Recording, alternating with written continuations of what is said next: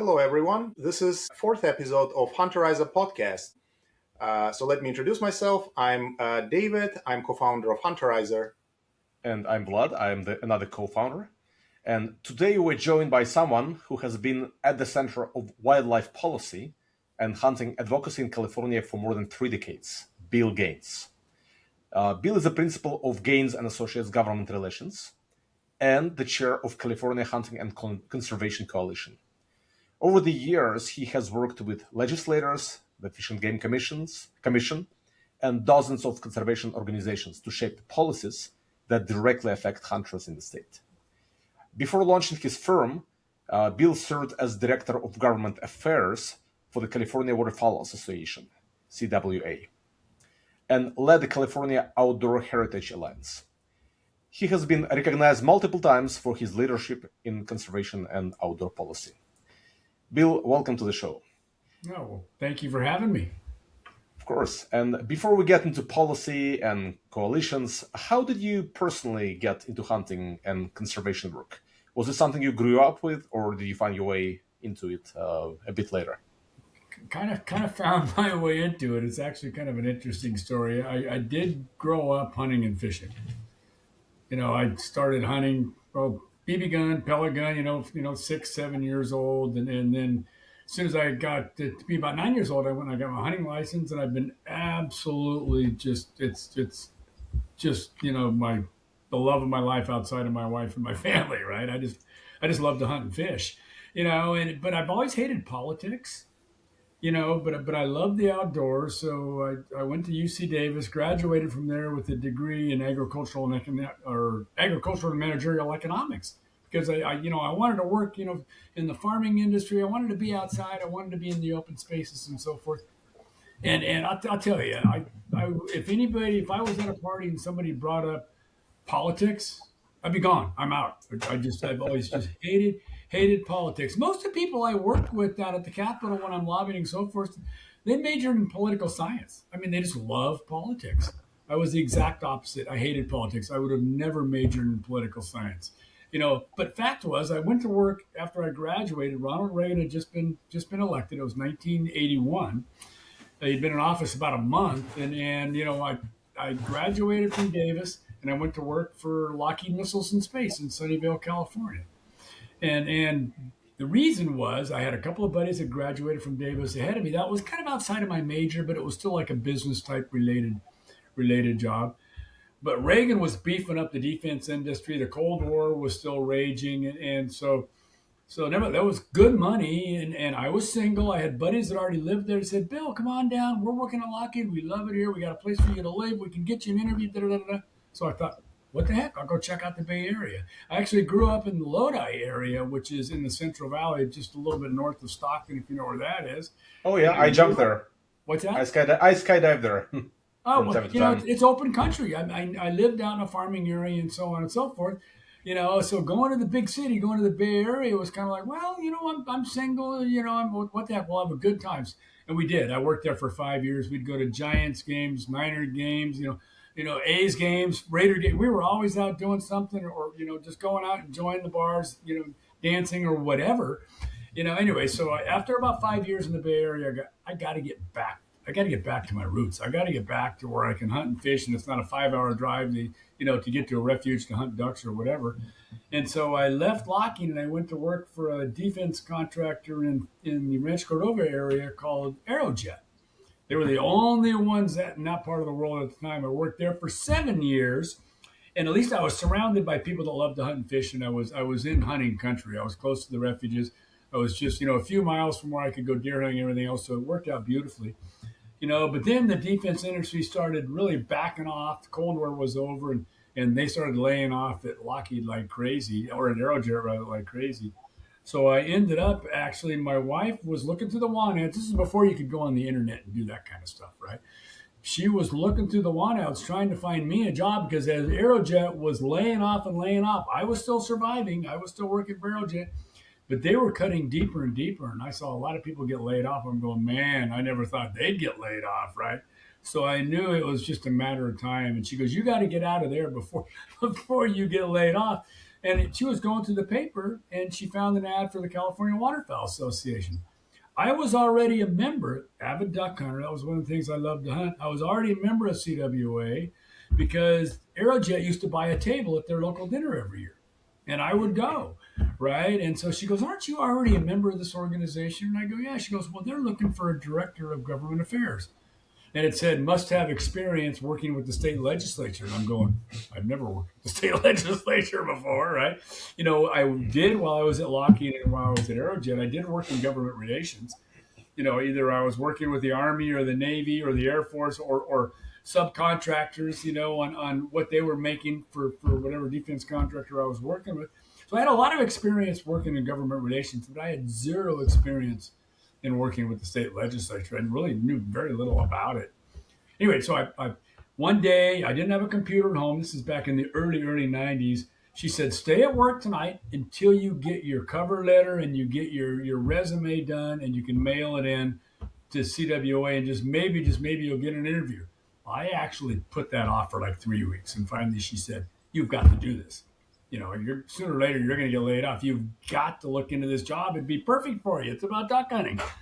But I was scared to death. I'm thinking, I don't know anything about the legislature. Anyway, so I finally stayed there one night, stayed about 3 or 4 hours after work, got that all done, mailed it in, figured I'd never get a phone call from them, right? Well, I'll be darned, about 3 weeks later, I got a phone call, and they said, we want you to interview. So I said, wow, okay, that's great. But I thought, I got some studying to do, right? Couldn't go on the internet and look up state legislature because the internet didn't exist. So literally the day of my interview, I left work about 2 hours early and went to the library and crammed on the state legislature for a couple of hours and then went and passed that interview. And then I had it was a long interview process. I had 2 or 3 more, ended up getting the job. So that's how I ended up doing what I do. Not because I like politics. I hate politics, but I love hunting, and to work in a job that had to do with hunting and talk hunting all day long. I mean, it's like playing professional baseball or something. I'm thinking, man, this is going to be great, right? So nevertheless, so I got that job, worked at CWA for 15 years, and then we transitioned into the California Outdoor Heritage Alliance for about 7 years, and then we shut that down, and then I started Gaines and Associates Government Relations back in 2012.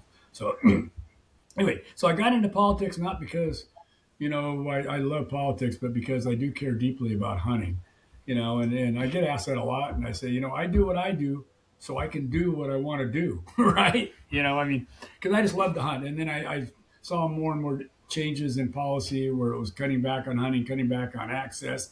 A lot of things were happening that were not in the best interest of science-based wildlife management or hunting opportunity as well. So it really drove me to where I could get and make a difference. And that was back in 1992, and I've been doing it ever since. Yeah, California Waterfowl Association is dear to our hearts, especially to the heart of David. David, you want to share your experience with this organization? Yeah, sure. I first started hunting, and I was looking, how can I get a hunting license? And I found about California Waterfowl Association, and I did my camp over there. And we did some regulation study. We did some firearm shooting, and then we went to hunt for a pheasant. And then since then, every year, or almost every year now, I've been going there to Grizzly Island Range to hunt waterfowl, to shoot some ducks. So I'm still a member. I'm spending some time there. Regarding politics, I've heard some people say that people who don't like politics are actually best at doing politics if they go there. So this may be a really a good combination. Yeah, and so did you go to the Kids Outdoor Sports Camp? Is that the camp that you went to? Was it a week-long deal, or was it? It was a weekend, so it was almost 3 days. Yeah, so it was 3 days. It's a new hunter orientation. Yeah, so they. We passed the test, and this is the first time I got the hunter education certificate, and I also got my first hunting license. Yeah, that's awesome. Yeah, no, I still, they have a staff lobbyist. I was their staff lobbyist for 15 years, so they're not one of the organizations that I actually formally represent in California politics, but I do have the pleasure of working very, very closely with Mark Henley. I hired Mark back in the late 90s. In fact, I was at the Capitol with him today. I worked very, very closely, both with Ducks Unlimited, Mark Engstrom at Ducks Unlimited, and Mark Henley with California Waterfowl literally on a daily basis. So I had the pleasure of working with them, but at the same time, I have the pleasure of representing a lot of other groups, some waterfowl, smaller waterfowl groups, but also, Rocky Mountain Elk, California Deer Association, the Wild Sheep Foundation, and a few SCI chapters, the Falconers, so I get to represent a sweeping bunch of types of hunters, if you will, and variety of animals as well. So I kind of, yeah, which is because I hunt them all, right? So it's a Right. pleasure to be able to work and make a difference for all of them as well. Since you mentioned falconers, how many falconers do we have in California? I heard it's a very low number, like 500 or so. About 600. About Yeah. 600. Yeah, we know because we do show them in our app in Hunterizer. We do show the falconry seasons, but we haven't talked to a single falconry person so far. Oh, I can help you with that. Yeah. Oh, that would be great. Yeah, that would be awesome. They're a good group, and falconry is different than duck hunting, deer hunting, elk hunting. Pick one, right? I mean, because I can put my shotgun in the safe and I can leave it there for 10 months, and then I can get out and I can start getting ready for duck hunting maybe a week before the season. You don't do that with falconry. Falconry is a commitment. I mean, that's a 24-hour-a-day lifestyle. Those guys and gals are really, really dedicated. I mean, it's the first type of hunting, right, was with falcons long before they had guns. So yeah, no, I'm really impressed with those guys. They make a true commitment to their sport. Yeah, awesome. Can you tell us, some internal kitchen, what issues are you working with California government right now on? Yeah, maybe before we dive into specific questions, because we have a lot of questions about deer and wolves and mountain lions and everything. Maybe kind of paint like a broader picture of what issues you are involved with right now, or what possible changes are happening right now, and then we can dive deeper. Yeah, well, the state legislature, the session, the 2026 session of the state legislature, they just reconvened at the Capitol back in early January. So they've been there about 6 weeks now, right? And the way it works, there's certain deadlines. Well, the deadline for the 2026 session for bill introduction is this Friday, February 20th. It's this Friday. So what typically happens is we do a lot of defense, you can imagine. We're in California, right? I mean, the demographics of California are not in our favor when you talk about sporting arms and hunting and so on and so forth, because the overwhelming majority of people, about 80% of them, they live in the cities. They live in the urban areas. And back when I was a kid, if you didn't hunt yourself, you probably knew somebody who did, or you had a family member who did something like that. That's not the case anymore. I mean, we have roughly 40 million people in California. You guys want to guess how many hunting licenses we sell? Yeah, we know that number. It's about 280,000. Not even that many. They're closer to maybe 250. In fact, last year it dropped towards 200. And if you crunch the numbers on that, that's less than 0.5%. I mean, so that means out of every 100 people you see out there, 1/2 of one person actually hunts. And not only are people not familiar with hunting, they don't know people that hunt like they used to, but all they get exposed to when it comes to hunting, it isn't somebody talking about taking a son out around the dinner table or something like that. It's what they read in the papers. And what makes the LA Times and what makes the San Francisco Chronicle and stuff, it's not, me taking out my grandson. That's not it. It's the poaching. It's the bad news stuff. Same thing with firearms in general. I mean, these people, the only exposure they have to firearms is typically what they read about in the paper, which is all the firearms violence, which isn't the law-abiding gun owners. It's the bad guys, right? So point is that we're really up against it at the state capitol. 80% of the legislators, now there's 120 of them. We got 80 assembly members and we got 40 senators. 80% of them come from urban areas. And so when it comes to hunting issues, they don't know anything about them, and the bulk of their constituents either have no position on hunting or they're opposed to hunting, right? Same with firearms. Either some of them own firearms, but a lot of them are afraid of firearms. They know the violence. They hear about all the bad stuff like I just talked about. And so we do a lot. Point is, we do a lot of defense. I mean, every year there's bills. You got 120 legislators again. About 80 of them are urban liberals, and so we know that we're going to see a lot of gun control bills. We know we're going to see them. We see a lot of animal welfare bills. I mean, some of them would directly attract hunting. Like we killed a bill a couple of years ago that would have banned bear hunting in California. Did that in the state legislature. We've done that in front of the Fish and Game Commission as well. And if they're not going after completely abolishing any type of hunting, we know what happened to hunting lions back in 1990. Can't do that in California anymore. That was on the general ballot, right? Right. I mean, you can't use dogs to pursue bears anymore. They took that. That was the state legislature that took that away from us. So if they're not going after the hunting of an entire species, they're going after a method of take, right? Or they're going after our sporting arms. I can't tell you how many times over the years we've dealt with, got people writing gun bills that don't know anything about guns, right? So, I mean, I don't know how many semi-automatic weapons you got, but your 12 gauge, A400 Beretta is a semi-automatic, right? We're not going to do a mass shooting with that, but it's still a semi-automatic. Your standard deer rifle, most of them are semi-automatic, either a bolt or a semi. But they'll write bills that are going after. Their goal is to go after the types of illegal guns, the automatic weapons that are used in these big shootings, right? But they'll write bills so wide sweeping that it's going to take away, mom and pa's just old deer rifle. So we are always watching out for things that go after our Second Amendment rights.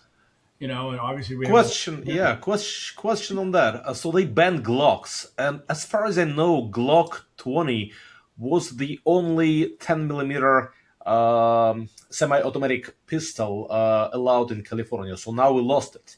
Right. That's the caliber that can kill a black bear, that you can defend yourself from the black bear. So right now we don't have a single or semi-automatic pistol left. You can only fall back to large caliber revolvers, and that's it, I believe. That's the kind of stuff that we're dealing with in California. It was just a couple of years ago. Assembly Bill 28 was the bill that put that 11% excise tax, on all the firearms and ammunition that we buy, hunters, shooters, collectors, whatever, and 11% on top. And they earmarked that money to go into gun violence prevention programs. It's like, right. But the people that are buying these legally, from with Sportsman's Warehouse or a Bass Pro or something like that, we're not the people that are. So they're charging us for the violence that others are committing, right? It just doesn't make any sense. We hope to roll that back at some point in time, but it's going to be a hard-fought battle to do it. I heard at the Capitol a couple of days ago that there's like 9 other states, that now have similar laws either already in place or pending in their state legislators. You hear this all the time, that what happens in California spreads eastward, right? It's a true story. These other states watch what California's doing. We're at the tip of the spear when it comes to the anti-hunting, anti-firearm movement. That's California, because the demographics are just so ripe for it, right? And these other states watch what's happening. If we don't stop it here, it's going to spread across the nation. And that's what's happening with the 11% excise tax now.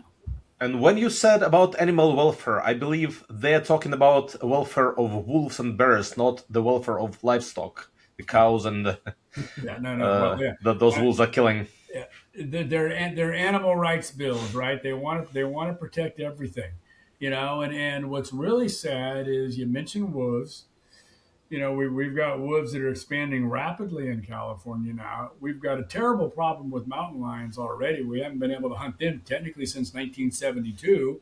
And then they became a specially protected mammal because of Prop 17 in June 1990. So we haven't been able to manage them, right?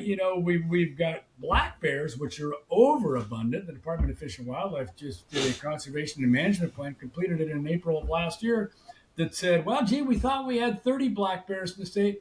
I guess we have 60,000 instead, right? So double what they thought that we had. And, we can't run them with dogs anymore. We talked about that. That's by far and away the most effective way to hunt bears. The Department of Fish and Wildlife recommended, and the Fish and Game Commission approved a 1,700 bear per year quota.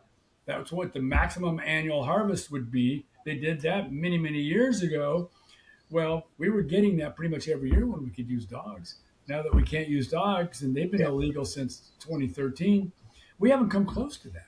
And so, the department's trying to manage bears, but they can't because the legislature, not the department, took away our ability to use the most effective way to hunt them. And so we're letting these predators just go out of control because we're not managing any of them. And it's having a serious impact, especially on our deer population. And kudos to the department because their bear conservation and management plan actually recognizes that. We did some studies, California Deer Association, in concert with the Department of Fish and Wildlife a few years back, where we collared a bunch of deer fawns. And because we knew that bears were killing fawns, but we didn't know how many. And the one study that we did, out of 100 collared fawns, 80% of them, 80 of them were killed by bears in their first 30 days. Wow. Because they can catch them. When they're that young, the bears can catch them. Once they're a little bit older, the bears can't catch them. But so the bears are whacking them already very, very hard. Well, wow. What's the favorite natural food of mountain lions? Deer, right? And so we know that an adult mountain lion will kill a deer a week. We know that, and what happens is the bears, once they can't catch the fawns anymore, what they'll do is they call it kleptoparasitism. They'll actually chase mountain lions off of their kills of adult deers. Right. So, and they'll take that as well. What does that mountain lion have to do then? It's got to go kill another deer or somebody's livestock, right? And so when you add all that stuff together, this is not even talking about wolves yet. It's absolutely decimating our deer population because we're not managing our apex predators, right? Now you roll wolves into it, and they're listed under the California Endangered Species Act. They're federally listed. I mean, there's nothing we can do to manage those. Right. And so they're putting a lot of pressure on the elk, and they're really putting a lot of pressure on the ranching industry as well, because they've gotten to get a nice taste for cattle. So a lot of them that would normally be feeding on elk aren't feeding on elk. They're feeding on cattle. And so we have got an absolute nightmare on our hands here in California when it comes to apex predator management. A lot of the animal rights folks they want to reintroduce grizzly bears. It's like, really? So something's got to break somewhere. So these are the types of issues. Wolves at the Capitol this year, to get back to your original question. Bill introduction deadline isn't for a few days. Ton of bills will drop then. But we know there's some bills dealing with wolves that are coming. Possibly some dealing with mountain lions. We never know what's going to happen with bears. That's one of the favorite targets of the animal rights folks as well. So we're on guard and ready to play our defense.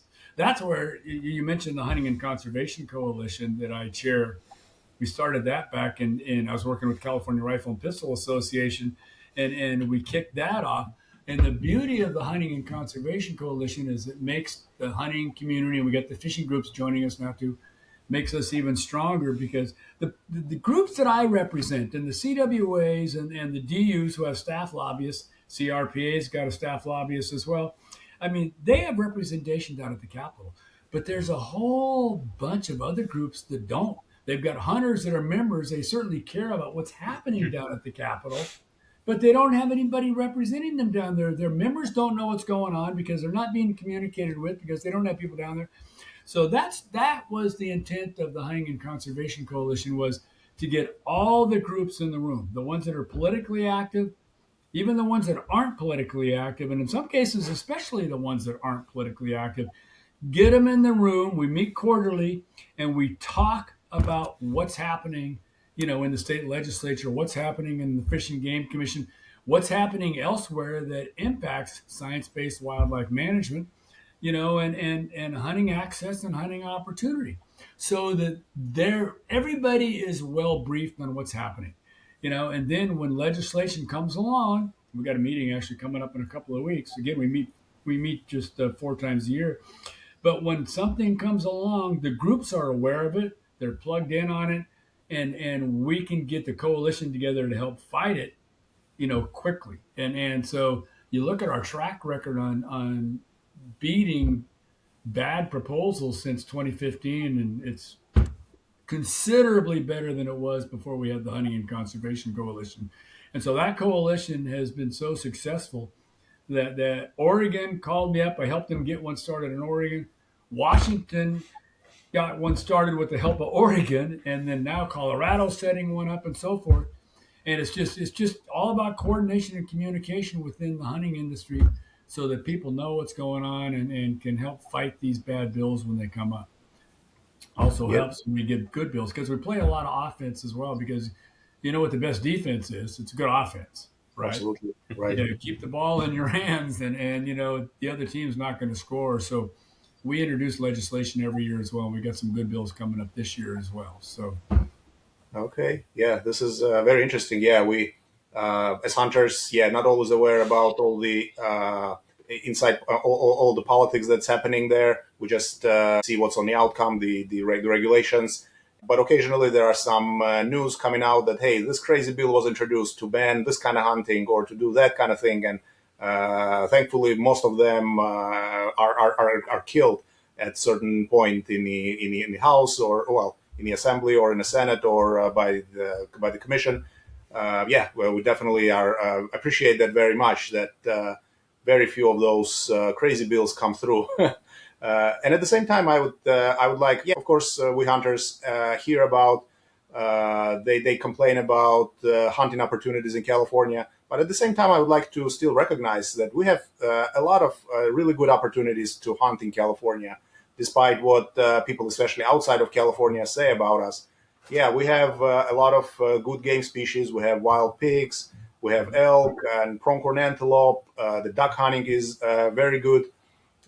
We have so many opportunities, and well, even the upland game birds, the three different types of quail, two different types of grouse. Yeah, I think we still have to appreciate how much hunting opportunity we have and keep on working to protect it and expand it. yeah, no, absolutely. And you know, we have one. We're the only state that has tule elk. You talk about elk. I mean, we got Roosevelts, we got Rockies, and we got tules. You got to come to California if you want to kill a tule, right? I mean, and the duck hunting here in California. I mean, you mentioned it. I've had the pleasure of hunting, you know, ducks throughout the United States. California's the best. I mean, you know, the Central Valley, Sacramento Valley especially, but even the grasslands in the southern San Joaquin Valley, even down into the Los Angeles area and down to San Diego. I mean, we got some excellent duck hunting. And with the state wildlife areas and the federal refuges, it's a little bit of a trick. You got to learn how to use them, right?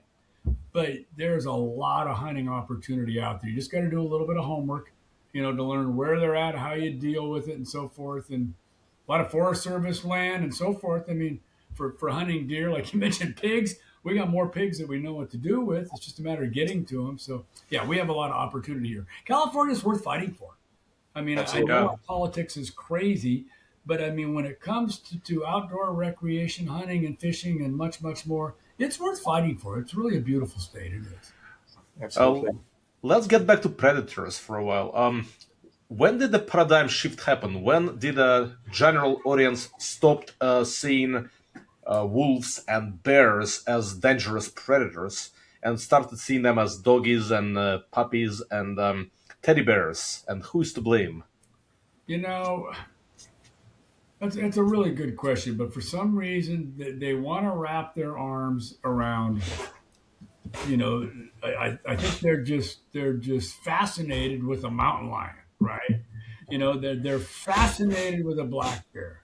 They're really fascinated with wolves, but they don't. I mean, I think a young fawn's a hell of a lot more fascinating than a 160-pound mountain lion. Sorry, just saying. You know, they don't realize that the damage that these things do. They don't, and if they really care about wildlife, they would care about managing these predators because our predator prey balance is way out of whack. It's way out of whack, which is well, I live in El Dorado County. I mean, we're like ground zero for mountain lions, and I can't tell you how hard they're hitting our livestock, our goats, our sheep, horses, emus, burros. I mean, they're hammering them pretty hard because the migratory deer herd that we used to have in this county, this goes to most of them, the Sierra Nevadas, a lot of it's been decimated by the bears and the mountain lions, like we talked about.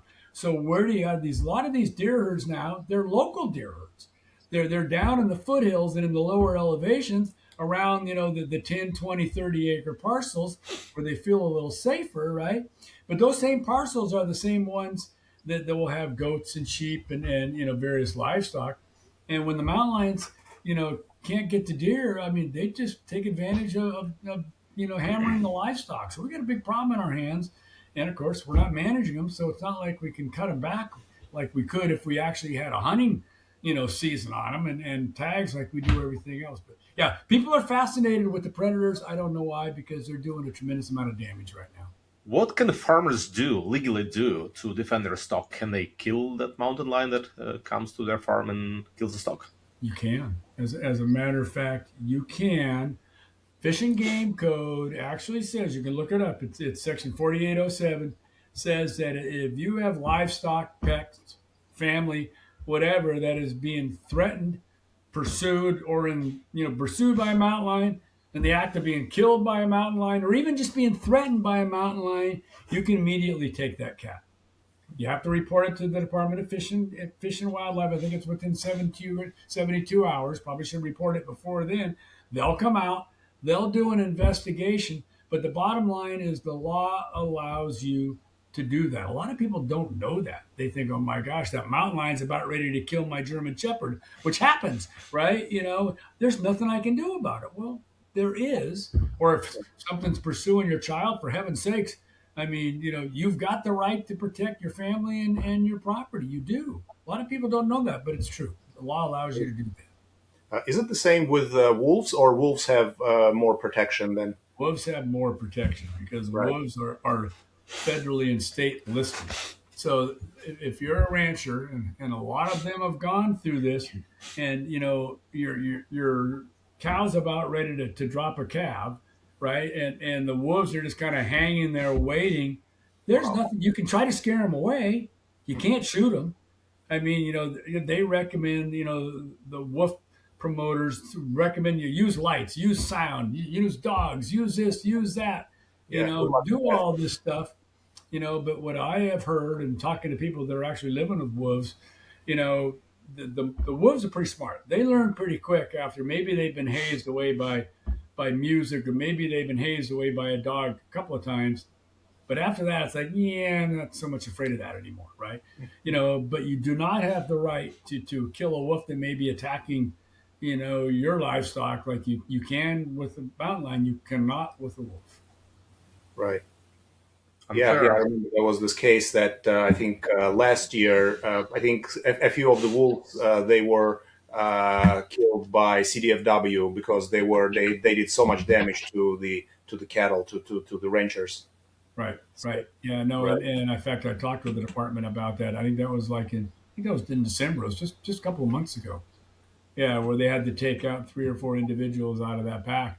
That specific pack wasn't even trying to feed on their natural prey. I mean, they were just hammering the ranching community up there to the point where the department really had no choice but to do what they did.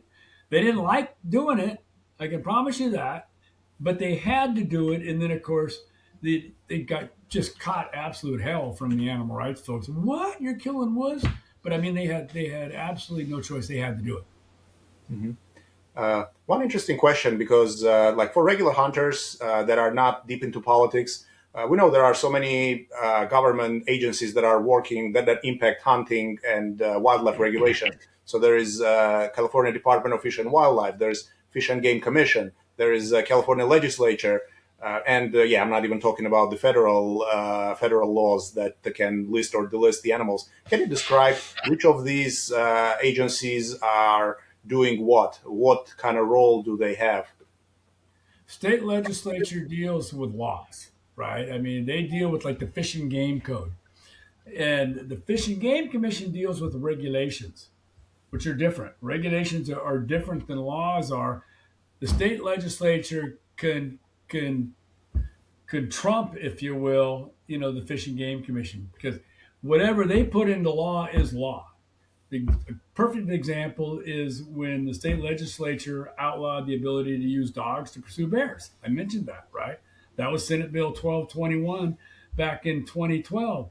So that basically before that, the Fish and Game Commission had the authority like they do for everything else that's not tucked in the Fish and Game Code, to determine seasons, bag limits, methods of take, all of those things, because those are all in the regulations, and they should be in the regulations, right? Because the Fish and Game Commission, in public meetings, they meet six times a year, and the Department of Fish and Wildlife will bring a recommendation forward to them. We go through this every year, whether it be waterfowl regulations, elk regulations, deer regulations, antelope, quail, pick one, right? Pheasants, you name it. But so the department will bring forward a recommendation. They'll hear, it's a process. They'll hear that three times. They'll have the notice hearing first, public hearing. These are public meetings. Public can testify. They're hybrids. You can do it from your living room if you want. You don't have to show up in the commission in person. It used to be like that until COVID hit. And then they'll have another hearing 2 months later where it's a discussion hearing, and then the adoption will be the third hearing 2 months after that. Those are regulations, but the state legislature does laws. Now, in the case of the prohibition on using dogs to pursue bears, the Fish and Game Commission used to do that, but once the state legislature put it in Fish and Game Code that you cannot pursue bears with dogs, same applies to bobcats, right? Then took it out of the hands of the Fish and Game Commission. The legislature doesn't make decisions based really on science. It's more emotions down in that building, right? We try to bring science into the discussion. We fight like hell every year for science. If they're going to deal with wildlife management, that it be science-based wildlife management, right? Commission doesn't care, or the legislature doesn't care so much about that. Sometimes they do, sometimes they don't, but they make a lot of decisions based on emotion. So yeah, the California Fish and Game Commission, if you want to talk waterfowl regulations, if you want to talk elk regulations, if you want to talk deer hunting methods to take, outside of dogs, do that in front of the Fish and Game Commission, because that's where those decisions are made. It's just when the legislature decides they want to take something out of the hands of the Fish and Game Commission and put it into law, that's when it removes the Fish and Game Commission, from that discussion.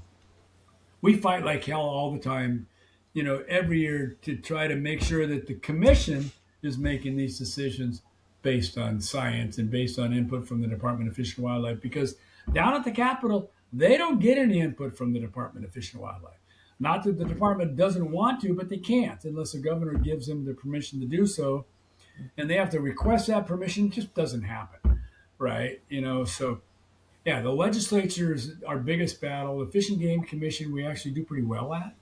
I mentioned that we killed a proposal to outlaw bear hunting just a couple of years ago. So because they get the science, and we're in front of them all the time. It's a 5-member board, the Fish and Game Commission, appointed by the governor.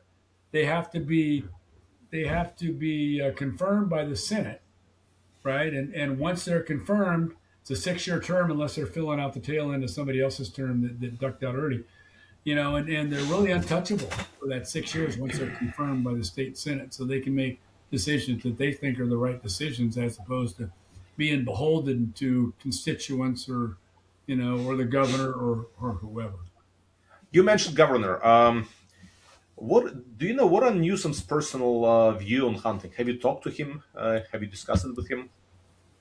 He actually, it's not like I've been out in the field with him. I haven't, but from what I understand, he's done some hunting. I don't think a lot, but maybe a little bit.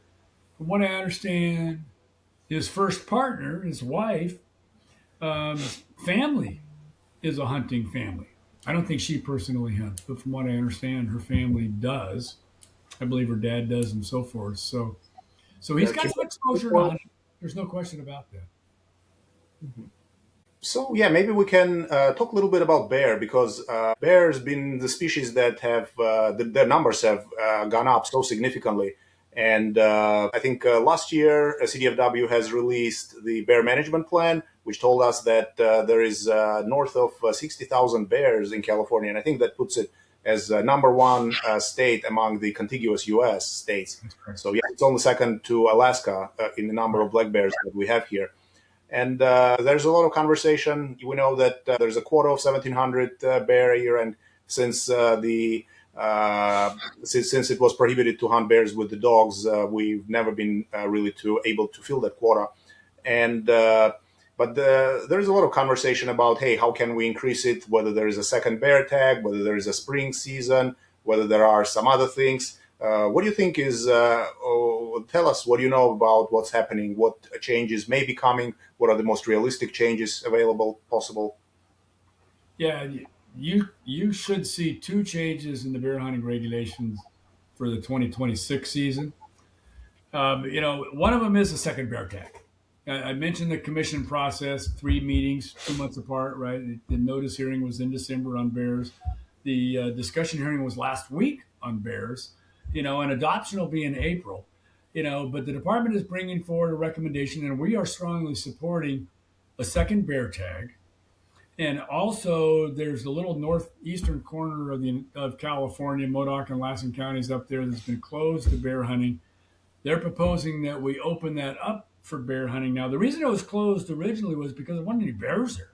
It's like, why have hunting there if there's no bears? Well, there are now because they're expanding their territories because they have to, because they're so overabundant. So they're going to open up. They're proposing to open up that northeastern corner and add that second bear tag for now. Now, privately, in talking to a lot of folks in the department, they would very much like to see dogs back when it comes to managing bears.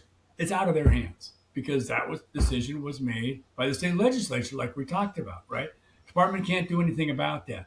So they can't even recommend to the commission, gee, we ought to think about bears so we can bump up the annual harvest, because the commission has no control over it anymore because the legislature took that away, right? But we should see those two changes. That I testified on that last week in front of the Fish and Game Commission here in Sacramento. And was there opposition? Man, there was opposition. There was I don't know, 10 or 12 people that testified, against the second bear tag, against opening that northeastern corner of California. But we made sure we had a lot of people there testifying in support of it as well. I can almost guarantee you that the commission will go ahead and adopt those two changes come April. Wow, this is really great to hear. Yeah, so we, as hunters in California, we've been longing for good news about hunting for so long. Finally, they're not chipping away our hunting rights, but actually expanding them. This is really good. Yeah. How about the spring season for bears? Not anytime soon. I mean, other states, as you mentioned, a lot of them have spring season for bears. Baiting is another method of take that a lot of states have. Almost an absolute non-starter in California. I mean, do you think the animal rights folks don't like the second bear tag? They don't. But if we proposed a spring bear season, it would just absolutely blow up. And you always have to be cognizant of an adverse reaction, right? I mean, it's like okay, well, we propose a spring bear season. We're likely to see a bill, the next year that's just flat out prohibit bear hunting, or they put stuff on the ballot. That's how we lost mountain lions, right? So right now, in talking with the department, they're not even close to thinking about a spring bear season, nor baiting for bears either. I mean, the second bear tag and then the northeastern corner, we'd like to get dogs back. We tried that last year with Assembly Bill 1038. Almost moved that bill out of committee. Didn't happen by one vote. So we're slowly educating the legislature on the fact that dogs are a good tool, and they're a humane tool for taking bears. When I fought Senate Bill 1221 back in 2012, that's the bill that took away the use of dogs for pursuing bears, the arguments that the animal rights folks were using as to why we need this bill, well, these dogs, they run amok through the forest. They kill everything, whether it's a rabbit, a deer, they kill everything. They're not just chasing bears, they're chasing everything. And those bears will, they'll get cornered on the ground and then they'll kill the dogs, or the dogs will kill the bears. It's all a bunch of poppycock. None of that stuff happens. Where are they getting that? But we offered to take them out. We said, look, let's come out with us, because we could run bears with dogs at the time. We're going to show you what a bear hunt with dogs actually looks like, right? A bear will run depends on the bear. They may go a ways, but eventually they're going to go up a tree. They go up there. They go up there and they panic, which is what the animal rights folks, they go up and they stress out up the tree. I've done it. I've harvested bears with dogs. They've been going up trees for thousands of years. They go up there, they fall asleep. They literally will doze off up on the tree. And you can look at that bear. You can say, if you're a hunter, this is the benefits of why it makes sense to use dogs to pursue bears as a method to take. You can look at that bear, maybe a boar. You could go, I don't want to take that one. It's not the right color. Maybe it's not the right size, whatever, right? And you just pull the dogs back. Bear goes down the tree and goes on his way. It's the only type of catch and release hunting we have, frankly, right? Can't do it with anything else. You can with pursuing bears with dogs. Or you put a sow up a tree, and you can tell that she's lactating, or the cubs go up the tree with her. You can tell if it's a sow with cubs, and then what do? You pull your dogs back. Or maybe you don't want to take a sow at all, right? So you can do that when you've got dogs. And if you do decide to take the shot, you're a duck hunter, right?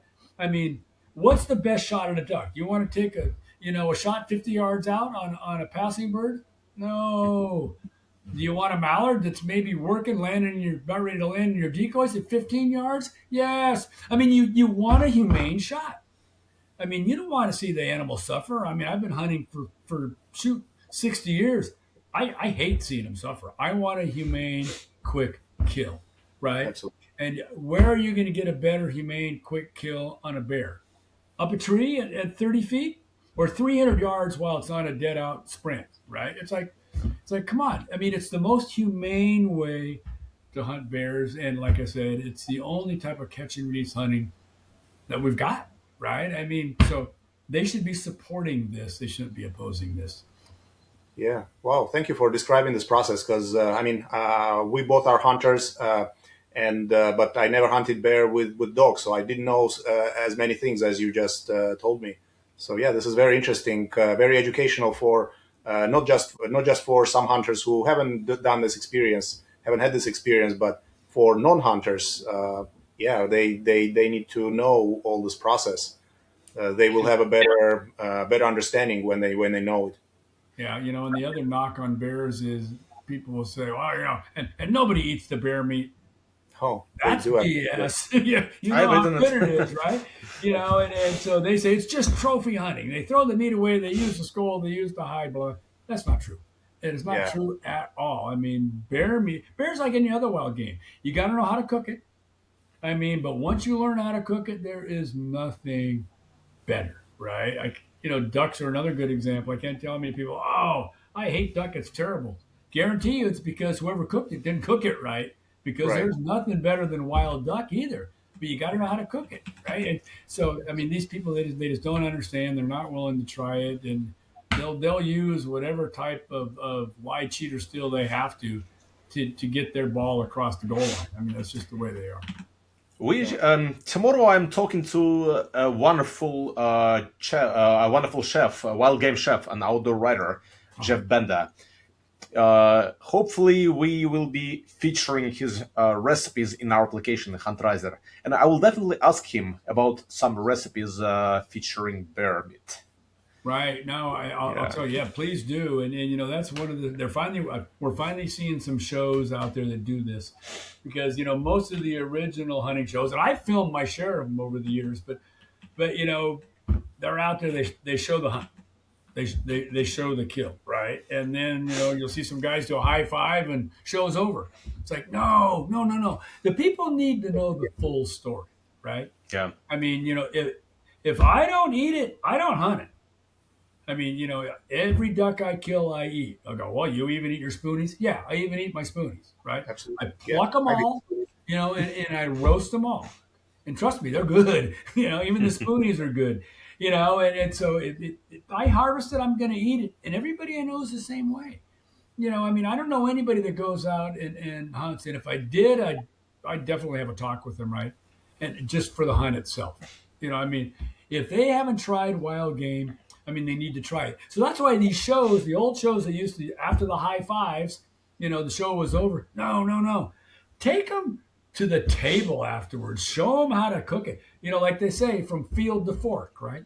Show them how, and the same people that want the open range chickens, and they want the free roam this, the hormone free, the organic, the same people that want all that stuff don't want us to do the type of harvesting that gets the open range, hormone free. I mean, we're hunting because we want the same thing, and there's nothing more hormone free, open range, good for you than wild game. Period. They should be supporting this.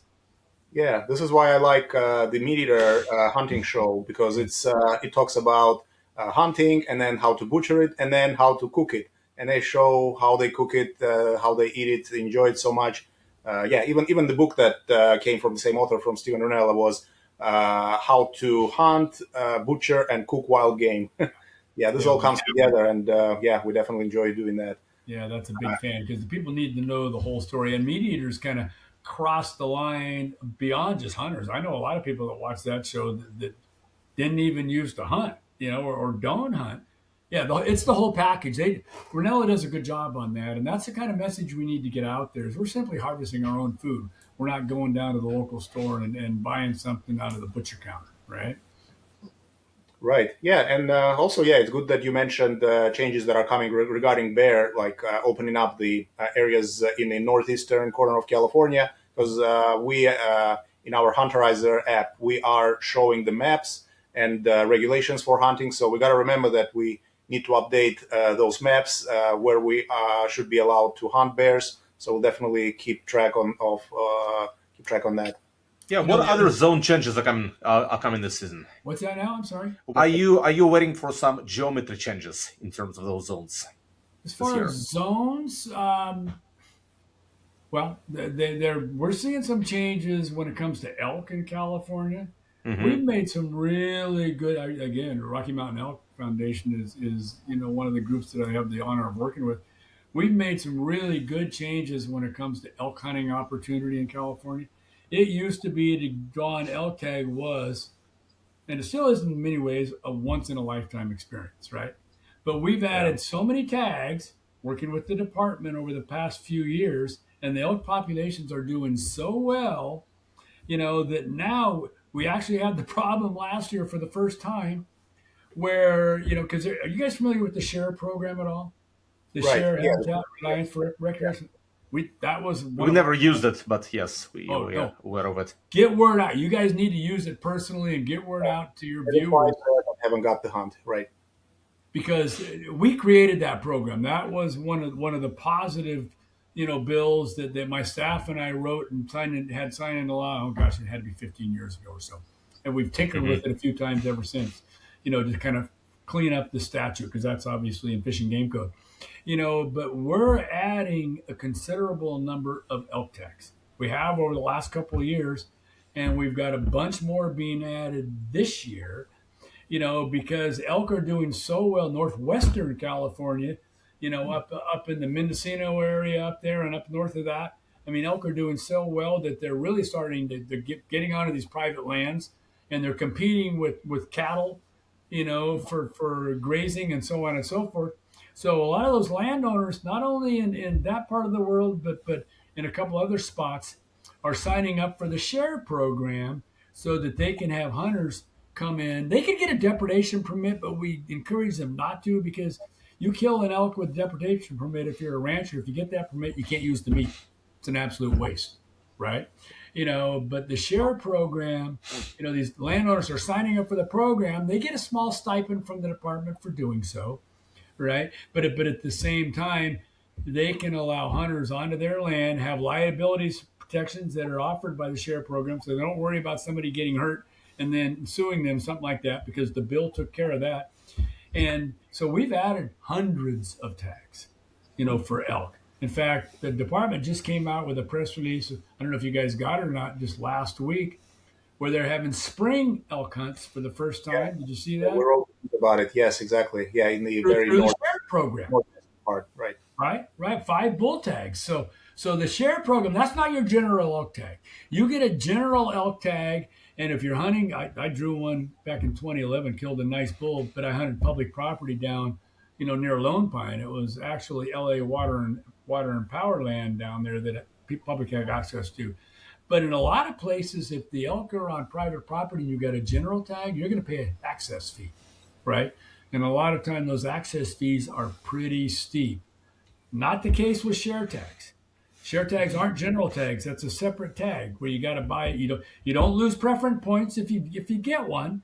You got to buy, to get in the drawing. I think I just entered the one for the 5 bull tags for next spring, and I think it was $15 to get into the drawing, right? Because those are landowners who want you on their land. And so you're not going to have to pay an access fee because they signed up for the share program instead. So kudos to the department for this because they're really working hard and we're helping them on that share program, trying to get landowners signed up because they know that killing an elk on private ground with a general tag is cost prohibitive for a lot of the lunch bucket hunters, like you and I, that can't afford to write a $10,000 check to access somebody's land or to buy an elk tag at some fundraising dinner or something like that, right? So the share program is a real find. It's not only for elk. They're expanding when it comes to waterfowl opportunities, pigs, doves, you name it. I mean, across the board. So yeah, urge your listeners when they're getting onto the internet or however they go about it. I mean, most people do it now from their computers at home. Check the share program and take a look at some of those hunts that are available. Put your name in. Like I mentioned a few minutes ago, I started to talk about the fact we had people get drawn for multiple elk tags last year to where they were doing, one guy drew like 3 or 4. Same guy. That's how many elk tags are out there. So that's another thing that the department is bringing forward this year is you get 1 elk tag. So if you get drawn for a general tag here and you put in for a share hunt there, you got to take your pick, but you ain't doing both, right? Because all that does is take hunting opportunity away from somebody else. Somebody's going out and drawing 2 tags. I mean, that means one of us isn't going to draw a tag, right? So Yeah. Okay, I promise to try. I promise to apply for the share tag this season. Well, the department knows how expensive it can be too with the general tag, so they're really busting their pick on trying to get more landowners in the share program. So kudos to them for that. Okay, maybe let's discuss a number of hunters. So California has 39 million people, and as we discussed, about 250,000 hunting licenses. Why is that? Is recruitment not working, or is retention the bigger issue, or what's happening? Why? A little bit less than that now on hunting licenses, but like we talked about this a little bit earlier. I mean, I grew up hunting. I mean, and a lot of my buddies, not all, but fair number of my buddies, when I was in elementary school, they like to hunt too, right? You got all these people now in the urban areas that they're just not exposed to it. I think a lot of it is our fault, right? I mean, we work our butts off. We created the youth turkey hunting weekend. I don't know, I was involved in that. It was like 15, 20 years ago, to where the kids could get out the weekend before, right, to try to get a gobbler before the regular season started, so that the birds are still young and dumb. So we're doing what we can to try to make youth hunting opportunity out there. There's a lot of apprentice tags now, apprentice hunts for deer, apprentice hunts for elk, and so forth. Kudos for that. We strongly support that, and we're constantly working on getting more of those as well. But a lot of times you talk to hunters, adult hunters, and we say maybe they don't have a kid of their own. They could grab a neighborhood kid, or go into the inner city and grab some kids who would probably like to hunt if they could. They need mentors. This isn't like bowling where your parents drop you off at the bowling alley, say pick you up in 2 hours and you figure it out, right? I mean, hunting is a sport. It involves guns, which is a stumbling block, right? Or a bow, which is not easy either. I mean, and you don't just go, get a 12 gauge and suddenly go out and start hunting ducks. It's just not that simple, right? You get a hunting license. So we need to get a hunter and instructor. If you guys aren't, you should become one, right? I mean, people are screaming for hunter education classes. So we're holding that back because we don't have enough hunter education instructors, right? So I encourage people that do like to hunt and care about the future of hunting. We got to build our numbers, right? And so more hunter education classes, more people that are willing to mentor hunters. I pushed legislation. It was one of my bills a few years ago that established the free hunting days. You guys are familiar with that? There's one coming up in April, another one in November. That was my bill, and so the deal with that was, believe it or not, a lot of kids, adults too, were going out, they were taking their hunter safety course, getting their hunter safety certificate after they passed the test. They weren't buying their license. So it's like, why not? I mean, there's an expense to buying your license, right? But because they didn't know what to do, they didn't have a mentor or whatever. And so that was the intent of the free hunting day, because you have to pass your hunter safety course. You have to have your hunter safety certificate to get out there and hunt. Don't have to have a hunting license, but you do have to have an appropriate mentor, right? Was to get some of these people that took the time to take the course. Many times the courses are free. I never charge for it, right? The most you can charge is $10. So there's not a big expense for the course, but they stopped short of getting their license.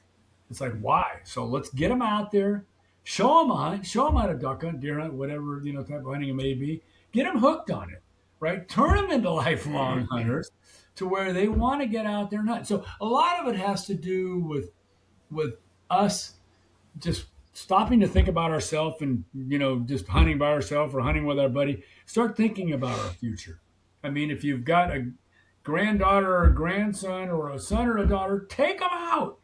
Get them out there. I mean, if you got a neighborhood kid, that you're friends with the family with, take them out. Or reach into the inner cities and see if somebody wants to go, or help them get their hunter safety course. Take them out. I mean, somebody's got to mentor them. We actually floated legislation last year that would have started not last year, it was probably about 10 years ago, a mentored hunting program. And that bill ended up dying. A lot of the bills, die. Some of them make it through, right? But so that's something we may have to look at again. But they need mentors. If you're going to go out and hunt, you're going to have somebody show you how. And we're just not. And as our numbers shrink, the number of people that are out there willing to do that's going to shrink along with it. So, and unless we do something to change that, I mean, we're just going to be in a death spiral, right? It's on us, I think, in a lot of ways. I mean, you talk to kids you'll go, hey, when I was a kid, we talked about hunting in school all the time, right? But you talk to kids these days, hey, do you ever talk to your buddies about hunting? No, I'm afraid to. It's like, why are you afraid to? I mean, hunters have a proud history. I mean, we're the foundation of the North American wildlife conservation model. It's us. It's our hunting license, stamps, tags, what we do on our private ground to promote, habitat for wildlife, all of that stuff. It's us, right? Now, you got a proud story, go tell it. We've got to help spread the positive news of the phenomenal primary role that hunting plays when it comes to the health of wildlife, their habitats, both game and non-game species, right? If you got a happy greenhead, you got a whole bunch of other stuff that uses that same wetland, right? And so, I mean, we've got to go out there and tell the story of what we do and how it benefits hunting. That would make my job a lot easier at the state capitol. It would build our numbers. And by gosh, don't be afraid to take a kid out. I'll give you a little story on this. When the Youth Waterfowl Weekend, duck hunters, you guys are aware of the Youth Weekend. It was just a week or two ago, right? Right. In this zone, I hunt the balance of the state zone. In most of the California zones, it was a couple of weeks after the end of the general duck season. When that first came into play, when the feds first said, we're going to allow you to do a Youth Waterfowl Weekend, of course, now we can do veterans too, but the youth have been doing this now for, my daughter did it when she was 10 and she's 35. So it's been 25 years, right? At least or more, but when we were first trying to determine, okay, in the balance of the state, where do we want to put that zone? I mean, that hunt, we can do it 2 weeks before the season, up to 2 weeks before the season, or up to 2 weeks after the season. We were thinking, let's do it before the season because the birds are going to be dumb, right? The kids should get a pretty good shoot. A big portion of the duck hunting community said, absolutely not. We're not doing it before the season. That'll screw up my opening day, right? That's how selfish a lot of hunters are. It was like they're more concerned about their own success. These are guys that have been hunting 30, 40, 50 years, right? Than they are about getting some kid out and getting that kid a good hunt, right? So we just need to be, just a little more willing to go out and mentor somebody. I mean, not just your sons or your daughters. I've got a 5-year-old granddaughter and a 1-year-old grandson. They were over yesterday. I was talking to them about turkey season's coming up. I said, I'm getting you in the turkey blind this year, right? They won't hunt, but they're good. I'm going to certainly have them observe, so. Anyway, we just got to be more open, and we've got to be willing to reach out, to tell our story, and take them out, mentor them, and get them engaged in hunting. And chances are, a lot of them will be hooked for life. Yeah, I've taken both of my oldest kids, or oldest boys, hunting. My oldest one he's 17 now. He loves hunting. My middle one, he's 14. He doesn't like hunting so much, but he loves cooking the game. So Uh-huh. Yeah. yeah, Well, not everybody's going to love hunting. I yeah, mean, I've taken some kids out and they've gone once and said, yeah, I'm done. But the majority of the ones I've taken out think this is pretty cool. yeah. In fact, I've got five nephews and three of the five, all grew up pretty much in the Bay Area. Three of the five hunt now, right? My son-in-law didn't hunt before he met my daughter. He hunts now. He loves it. I took him out yesterday for the late goose season. So anyway, yeah, you get them out, you show them how to do, show them a little success, and most people are just fascinated by it. It's not for everybody, but Also, we feel that the hunting regulations are so complex, and that was actually the reason for us to found Hunterizer and create this application. It was to remove those, but not remove those barriers, but at least lower them down, because the regulations you need in California, I think you need to dive into three thick PDF files: one for big game, one for waterfowl, one for upland. And not many young hunters are ready to do that. So that's basically why that's what we are trying to do. That's our mission. yeah, I know that I had to pretty much spoon feed, and I still have to do a lot of people in the big game digest. Now it doesn't even come out in print anymore. You got to go online to get it. Right? I think you can actually write the department and get a hard copy if you have to, but it's pretty confusing. You look at deer zones. They got A zone. They got B zone. They got C zone. They got muzzleloader. They got archery. They got X zones. I mean, it's like, whoa. And I've been doing this for a half a century, and it's like, and to really get to learn that and to make wise decisions, all the information's there. But boy, I mean, you've really got to study it to make the right point. Yeah. So even the regulations, like even that's confusing. It's hard enough to learn how to hunt out in the field, but just to learn the regulations is super confusing. Ducks, you've got, bag limits within bag limits. You can kill 7 ducks, but you can only kill 2 hen mallards, can shoot 7 drakes. What about canvasbacks? So you can kill 2 of those. If you only kill 2 redheads, 3 pintail this year, was 1 last year. I mean, it's like, And shooting hours. David, can you give an example on the turkeys? I love that example. Yeah, the shooting hours is that most shooting hours, they are until sunset or until 30 minutes after sunset for big game. But it's only spring turkey season in California, that's until 5 p.m. And that's when there's still maybe 1 or 2 hours, a couple hours left till the sunset. So, but many people don't know they have to stop shooting after 5 p.m. There's a reason for that. It used to be 1 p.m. and Really? we changed that. Oh gosh, Thank you. 15 years ago or so. It's 5 now, and it's only during the spring season. Fall season, different story because it's dark anyway, right? Yeah. The sun's down by then. But the reason for that was, and still is, that the department was afraid that people would camp near roost trees. I live in turkey country, right?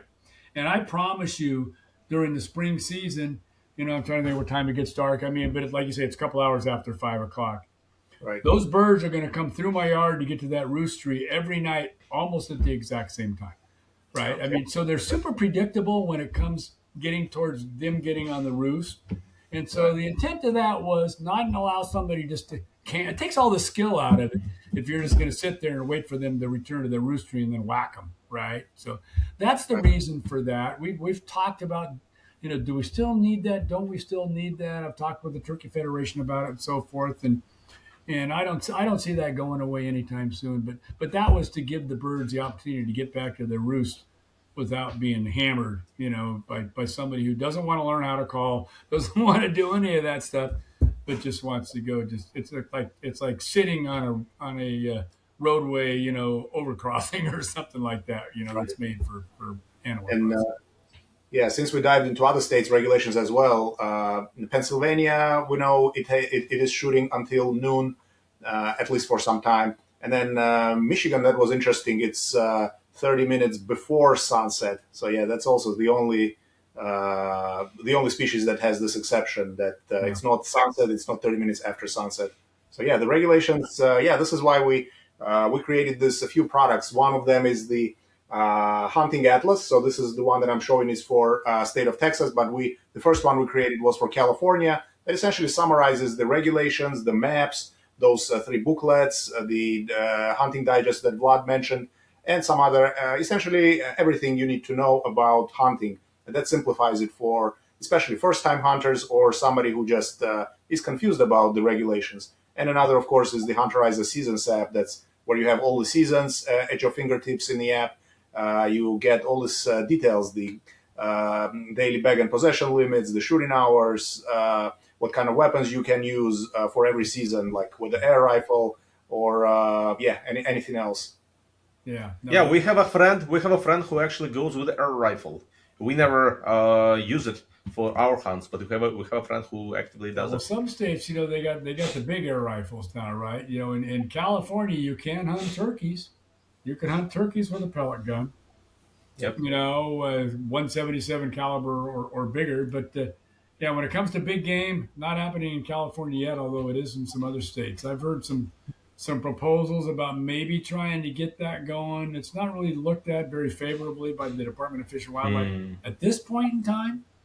Right. I mean, obviously, it would be the Fish and Game Commission that, this would involve the state legislature as well, because, I mean, you got to use a center fire bullet to hunt big game, right?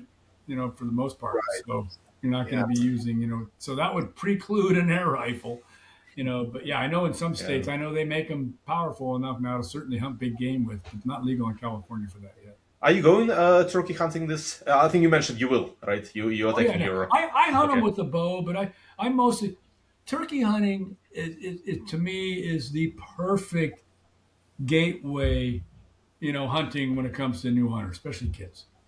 I mean, it's exciting as hell. I mean, I tell you, when I killed my first gobbler, it's been many years ago now. But hey, I grew up, you couldn't even hunt turkey. You didn't see turkey. We didn't have turkeys, right? And I, started seeing turkeys. Didn't have a season. Of course, now we've had a season. I don't know, what has it been, 25 years or whatever. I don't know, more than that. I think probably 35 years. But all that aside, you think when I first killed my big gobbler, I mean, I I almost, broke out into a sweat.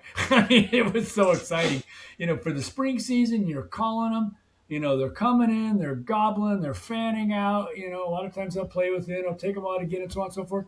I mean, that alone is the experience. It's worth doing it. But Oh, yeah. once they're in, I mean, they're relatively easy to hit because typically, I mean, you teach the kid where to aim and all that kind of stuff. And obviously, if they've got the hunter safety course, they've got a little bit of a background in using a shotgun. Or hopefully, if they're first time hunters, they're not trying to use a bow, because killing a turkey with a bow is not super simple. But I mean, what a great way to get kids introduced to hunting. I mean, you take them out duck hunting, chances are they're going to miss a few shots, Mhm. right? They may come home frustrated.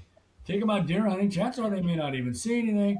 I mean, if you can Yep. get them out on a good turkey hunt, the experience, you're calling, they're gobbling back. If you can get a big gobbler to come in, there's nothing better. And chances are that if that bird comes in, that kid's going to be able to harvest that bird. I think it's just perfect for kids. And the other thing, it's at a beautiful time of year. It's not Uh-huh. but cold out there, right? I mean, we're blessed to be Yeah. in California, but it's springtime. You get out in turkey country, it's beautiful out there. It's not quite as cold as it would be hunting ducks in December or January. I mean, I Right. think it's just a great gateway sport. Yeah, exactly. Especially at that point, not many other species are in season. So yeah, hunting turkey is one of my favorites. Yeah. And if possible, Bill, I would like to ask about. We know deer is the most hunted animal in California. Everyone loves deer meat, and at the same time, from conservation point of view, like I've looked it up. 50 years ago, there used to be so much more deer than we have now. I think it was more than a million deer. So and right now it's less than 500,000. I don't even remember exact number, but it's been on a downward trend for many decades. And people can speculate about different reasons that the predators became more active in California. Of course, we got wolves, we got mountain lions, we got bears, coyotes. There is some conversation about forest management, if that impacts the deer, including like if you don't clean up the forest floor, that reduces the amount of food that the deer have. What do you think is what can we do about deer? Is how can we improve those deer numbers and deer hunting opportunities, and what is the reason for what we have right now with deer? Well, you put your finger on a lot of it. I mean, we talked about the impact that overabundant bear populations, are having on them. the kleptoparasitism of them chasing, the mountain lions off of adult deer. That's a big issue. I mean, that's just almost destroyed the migratory herd, right? But also you mentioned the forest management, huge driver, because if you've got a mature climax forest, if you will, there's no food on the ground for them, right? I mean, it's just a lot of brush and this and that, everything else. Fire goes through. I've hunted deer, like a year after a fire's gone through.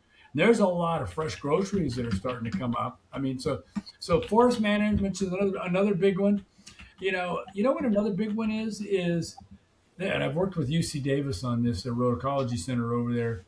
They estimate that there's about 20,000 deer killed by cars every year, but they estimate as many as 100,000 are being hit by cars. Now, the hunting in California, I think, takes maybe 20,000 deer a year, something like that, maybe a teeny bit more. And I don't know how often you see dead deer on the side of the road. I see them all the time, right? And those are the ones that died close to the road. How many of them do you think are hit that wander 20, 30, 40 yards, maybe a couple hundred yards into the brush and then die, right? I mean, so roadkill, I think, is having a major impact on deer. The other thing is roads. Not to mention, urban spread. It's chopping up all these migratory corridors, right? I mean, to the point where you've got a migratory corridor that's now cut in half by a highway or this or that. I mean, so that's impacting deer. It's not taking habitat away with the urban sprawl, breaking up the habitat connectivity. That's one of the buzzwords down at the Capitol now. I mean, so all of those things combined are just having a massive impact on deer populations, and they are in peril. There's no question about that.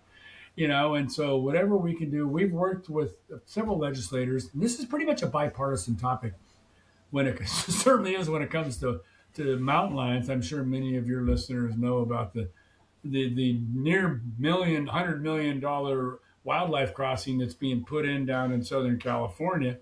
I mean, all kinds of wildlife will benefit from that, but it's being put in primarily for mountain lions because they've got like eight lane highways down there that these cats are trying to cross and they're getting hammered, right? And so they're worried about the genetic diversity of those populations that are stuck on the other side, of the freeway that's not connected with all these other habitats over there. In fact, the Fish and Game Commission at last week's meeting voted to list those species that are impacted like that as evolutionary significant units that are now, even though they're already protected by Proposition 117's passage in 117, haven't been able to hunt them for 30 years, right?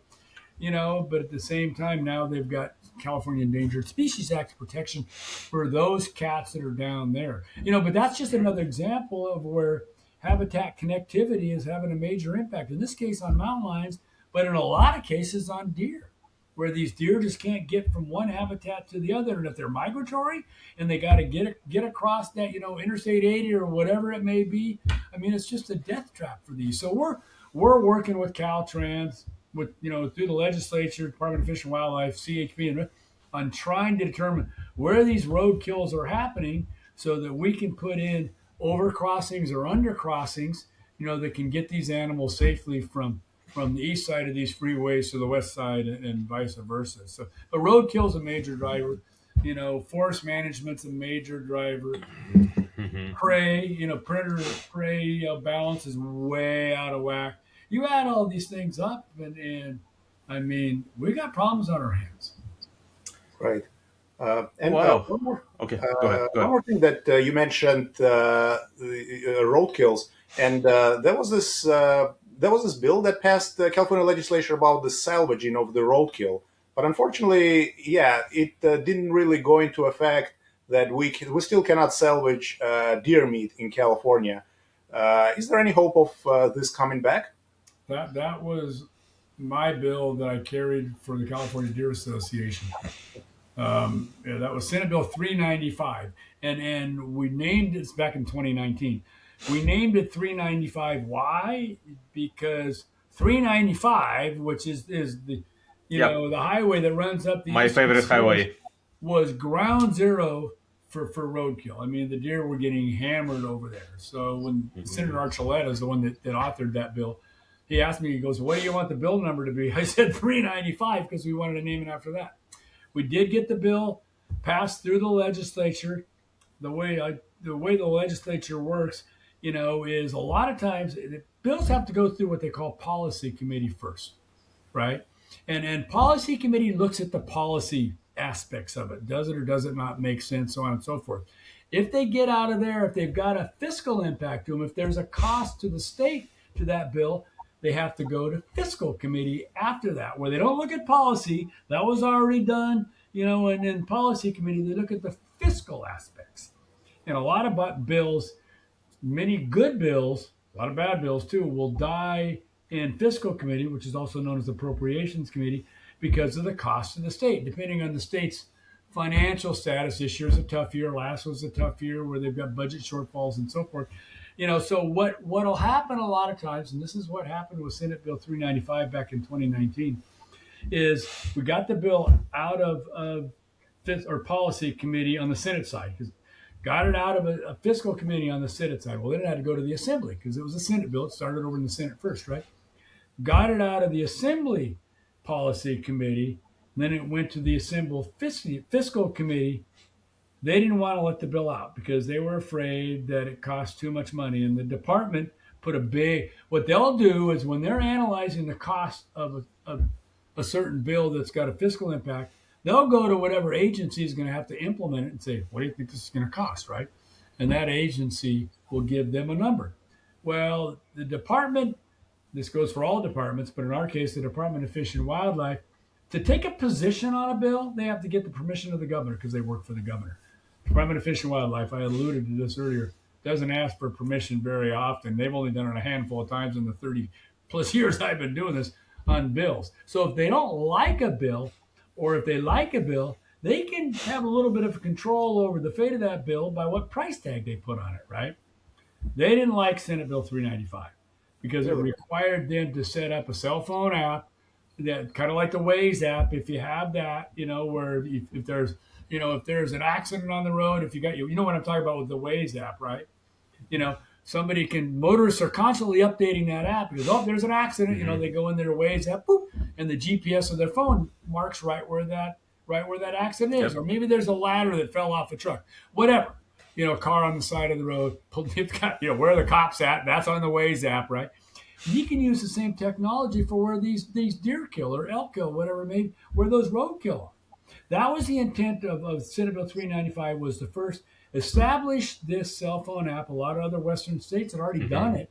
It would have been cheap and easy. I talked to Idaho about this in detail. They were 10 years ahead of us on this. They said it was cheap. We just stole it from another state, updated it for our state, we were good to go, right? Well, the department didn't like 395, so when it came to the fact that they were going to have to establish a cell phone app, and then work on the permitting system, because Joe just couldn't see a dead deer and go over there and start, carving it up on the side of the road. I mean, you had to get a permit first, but it was all electronic. It would have been almost instantaneous. And in getting that permit, you would also be telling the department where that roadkill was. So the intent of that bill was to establish roadkill salvage. As you mentioned, that was one of the intents. The primary, because we don't want to see all that food go to waste, right? You see it every time I see a dead deer, fresh kill on the side of the road, tears me up. It goes to waste, right? It's just going to rot, right? Or until Caltrans picks it up, whatever. But so that was part of it. The other part of it was the incentive for somebody who wants to salvage that bill to get that permit. That's data that can feed into this system. But if you're just driving along the road, maybe you have no interest in salvaging, a dead deer on the side of the road, but you can still put that location in, and I guarantee you people would be doing it. So, the number one shortfall of trying to put these roadway crossings for wildlife in the right spot is getting the data of where they are. That was the primary intent of Senate Bill 395, was to create that cell phone app and create a way to generate some rock solid real-time data on where these deer, elk, whatever it may be, are being killed. So, because we're not going to put a roadway crossing in every 25 feet. That ain't happening, right? The one down south, I think $97 million. Most of them were more like 25, but still. Yeah. So the intent was to give Caltrans, give CHP, give the Department of Fish and Game good data on where these road kills are coming, and that was what 395. Now, to get back to your original question, what happened to it? It got hung up in fiscal committee. They went to the department and said, what's this going to cost? The department didn't like the bill, so they blew this big cost up. That's what went into the bill analysis.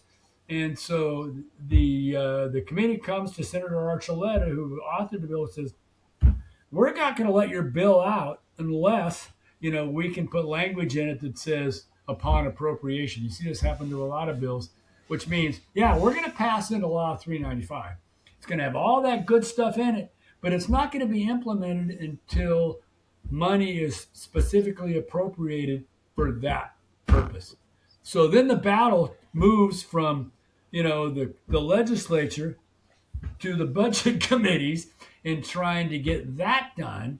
It didn't necessarily happen that year. It could have happened in subsequent years. I busted my pick trying to get them to allocate the money so we can implement that bill. Just didn't happen. A couple of years ago, was it 2 years ago now? We went to Senator Brian Dolly, from Northern California, and I took Senate Bill 395, updated all the dates in it, and ran the bill again so that we could have, a few more years to try to get that funding. That bill died in fiscal committee as well. So that's what happened on that. We got the bill passed, never got the money, authorized by the legislature to actually implement it. That issue is not going to go away. We're going to fight that fight again.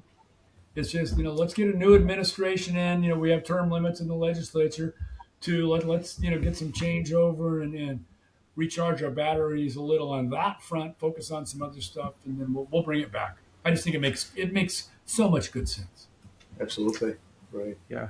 Okay, we've been talking to almost 90 minutes and it felt like 20. Amazing. Well, Bill, first of all, let us thank you from Hunterizer and from our viewers to fighting for the hunters' rights and for the animal welfare. You're the actual animal welfare fighter, I would say, supporter, unlike those fake ones.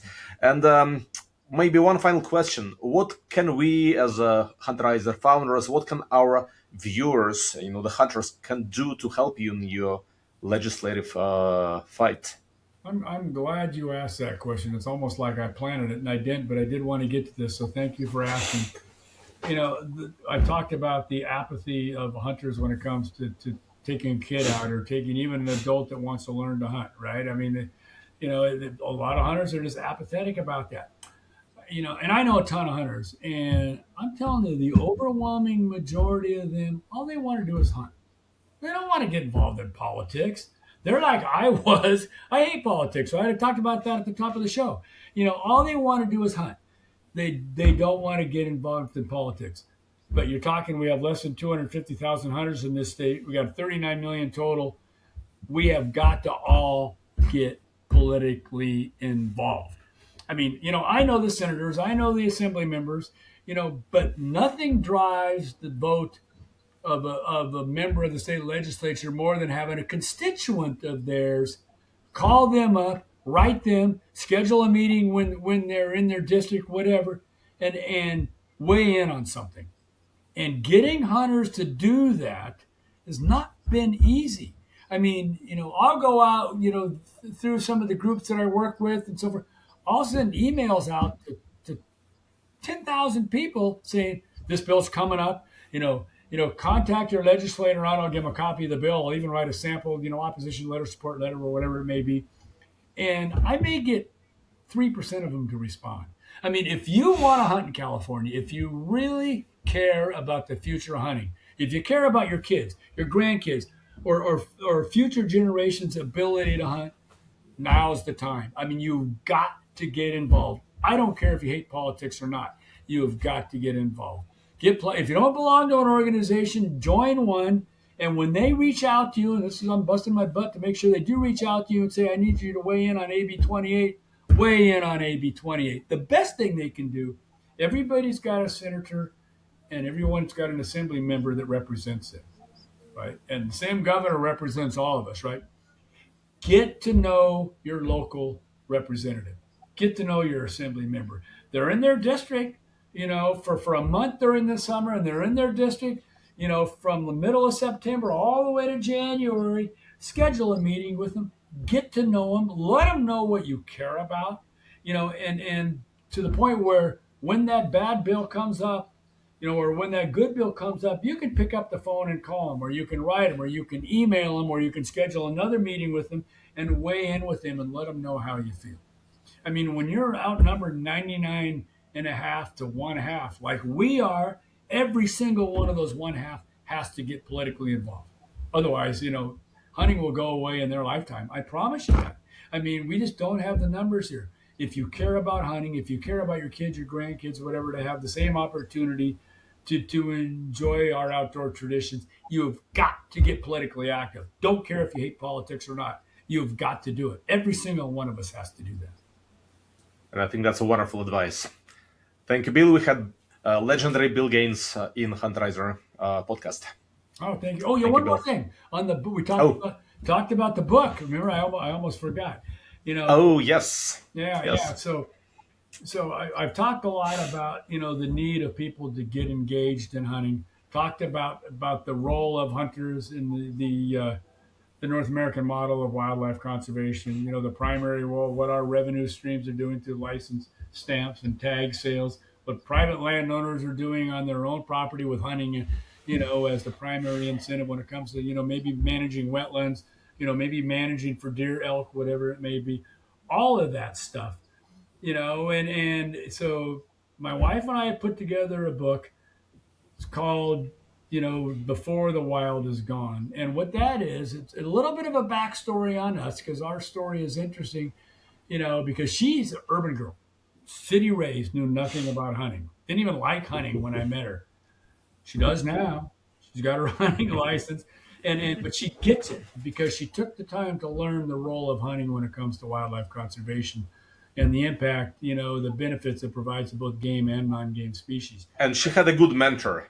Well, she did, but it's not like I pushed her in that direction. She's just lived it with me for 35 years. We've been married for 40, right? And so, but this book talks about the fact, she explains her angle when it comes to where she came from and how she really understands hunting and why, and puts it in kind of her terms, right? I talk about my upbringing, but then the book dives into exactly what we just talked about. It dives into just the imbalance that we have at our state legislature. It dives into the various political issues, how those drive the future of hunting, and how people can get involved and make a difference and can do their best, to help save hunting for the future generations as well. That's what the book's all about. That's why it's called Before the Wild is Gone. It's to educate people about the importance of hunting, what hunting does for the North American model, and how that translates to habitats and how that translates to protecting our future outdoor traditions. Is this book available for purchasing? It's not out in print yet. It will be out in print in about 6 weeks. Oh. We will put the link right under the podcast once it's available. Right. So I appreciate that, and I think it's a must-read, really, for anybody who likes to hunt or who maybe people that don't understand hunting and want to understand a little bit more about the hunting traditions and how they benefit our wildlife. Yeah, absolutely. It's very nice to get non-hunters learn more about hunting.